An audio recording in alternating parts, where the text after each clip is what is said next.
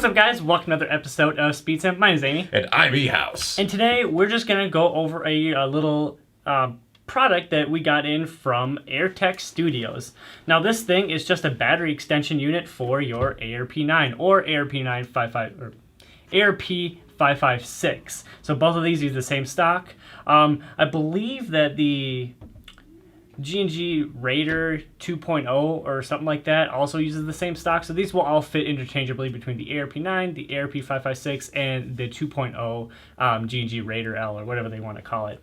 Now, this thing is just pretty much a piece of plastic with a battery extension tube. It has vent holes for the MOSFET to vent a little bit of heat, and it just adds a little bit of extra battery compartment space for your ARP9s or 556 or stuff like that has this type of stock on it. There's a bunch of different guns from G&G on the market that use this type of stock, so all of them are interchangeable. They also have a unit available for the Amoeba, and I think Chris actually uses it.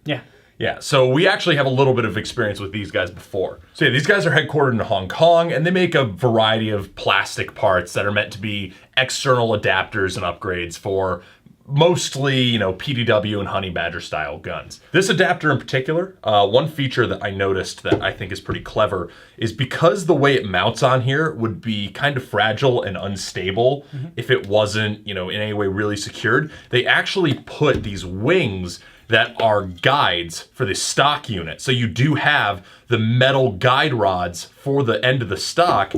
Those are keeping this unit in place in addition to just the normal plastic button lock and the top tab.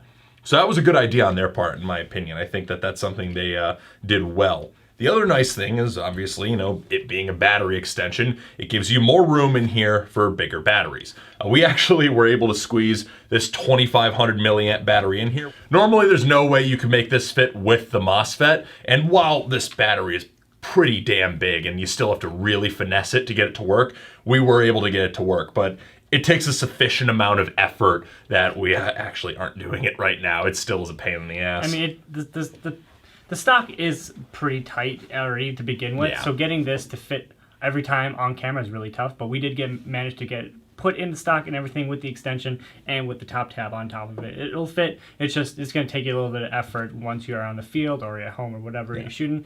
But we also got in one of these 11-1 split type or nunchuck type 11-1 batteries as a 1200. That will fit no problem. Took no effort whatsoever. Just drop it in and it clicks right in. It's pretty cool. Yeah, so any batteries that will fit a normal buffer tube now will fit. Yeah.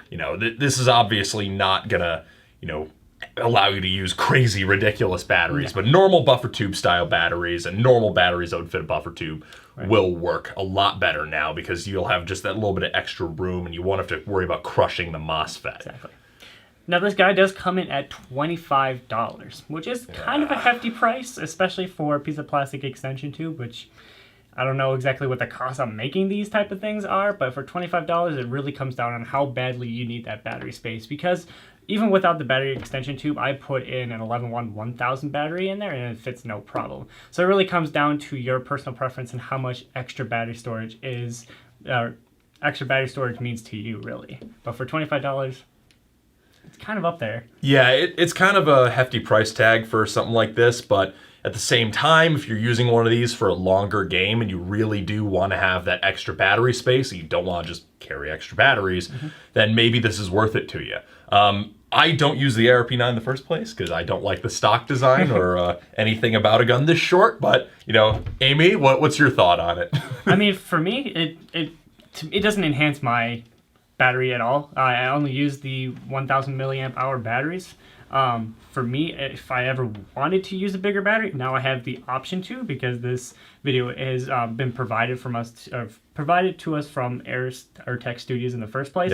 They wanted us to do a little review on this, which, I mean, kindly, we definitely did that. For $25, for me, it really isn't worth it because I already have two batteries. But I guess that also depends on what's out there on the market in terms of competition, because if these guys are the only ones doing it, then this is your only option. It is, exactly. I think there might be some 3D printed adapters available, but then you get into the question of, okay, but do those 3D printed adapters have, in my opinion, the big sell is these side wings that have that extra stability, because that means you're not going to break it. Because if you have something that's a little more fragile and you break it and you lose it, then you lost your end cap.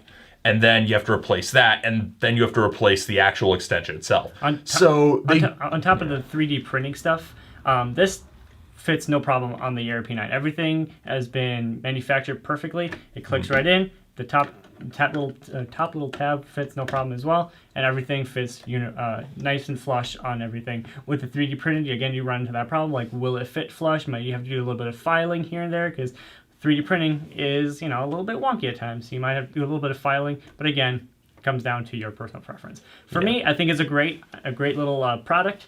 Perfect if I ever needed a big battery, but if I were a regular customer and picking this up, I really wouldn't do it. I already have enough batteries to run for my Vector and this, and they fit perfectly fine in here. That's another good point, though. Do you have those batteries? Because if you already have batteries that fit, correct, then this product isn't necessary. But if you don't have those batteries and you have, say, buffer tube lipos that just don't fit, then this actually could save you money replacing batteries. Exactly. So there's different situations where you may or may not want this product. Yep. Personally, if I were to ever want an ARP9, I probably would buy it because most of my batteries are actually not that small. Exactly. But it is kind of a buy once, cry once. You do buy it once and then never have to replace it. But I don't like the ARP9. I think we've mentioned that in the review of this. Yeah, I know. I'm too small. Gun too small for large human. Oh, gosh. Okay, guys, well, this has been a quick overview of the Airtech Studios ARP9 battery extension unit. Hope this video was informative and helped you make your buying decision. Once again, my name is Amy. And I'm eHouse. And thanks for watching, and we'll catch you in the next one. Peace. Thank you for watching this video from Gun Gamers. We hope you enjoyed watching it as much as we enjoyed making it. If you want to see more content from us, hit that subscribe button. And if you want to help support the channel, be sure to click the link below to buy a patch. Praise Judy. Oh, we've been recording this entire time. Yeah, we're recording. We started last time. Fuck. It's been so long. It has been a very long time.